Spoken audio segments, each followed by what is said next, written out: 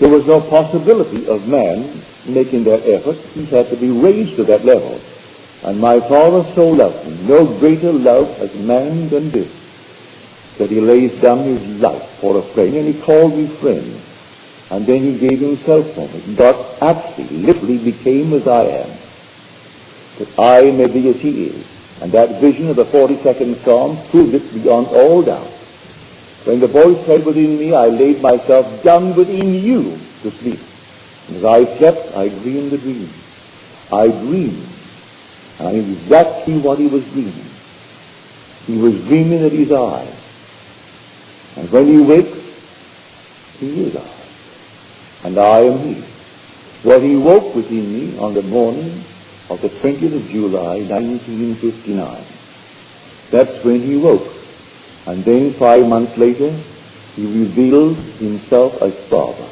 Not a father out there, but in me as Father. And his Son stood before me and called me Father. And then I knew what it meant, that one man must die and save all the people, and gather together into one all the children of God who are scattered abroad. Then that lovely poem of Robert Graves comes to mind.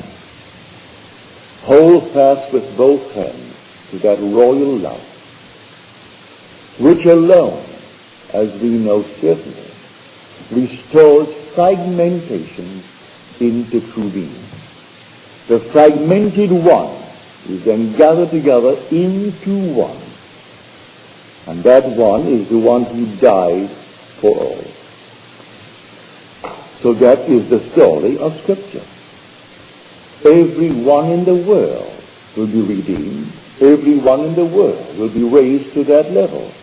And everyone will find the love that is God. But only that infinite love could have done it. For no greater love has man than this, that he laid down his life for his friends. And he called us friends. We are the sons that came down. And he wanted his Son to be one with him. And it's the Father who died. So far from being the image and the symbol of human weakness and human sin, it is the symbol of God's love, that which we call the cross. It's a beautiful symbol.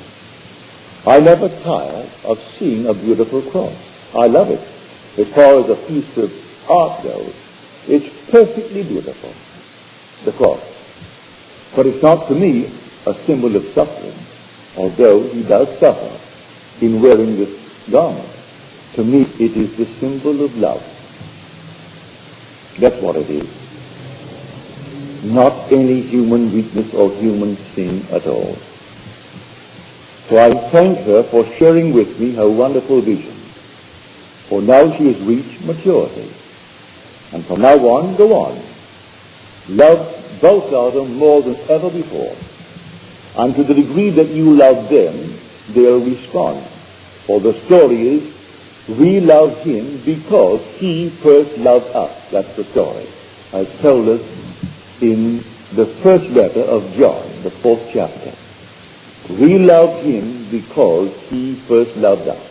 So the initiation and that initiative starts with God. So it is impossible for thought greater than itself to know.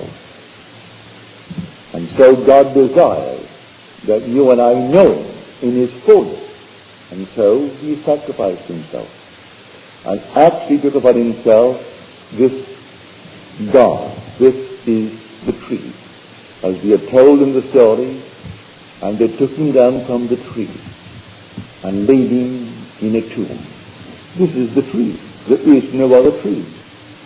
In the 13th chapter of the book of Acts, they took him down from the tree and laid him in a tomb.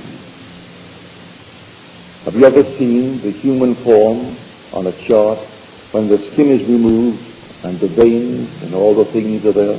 It's like an inverted tree, where the roots are here and the tree is growing down.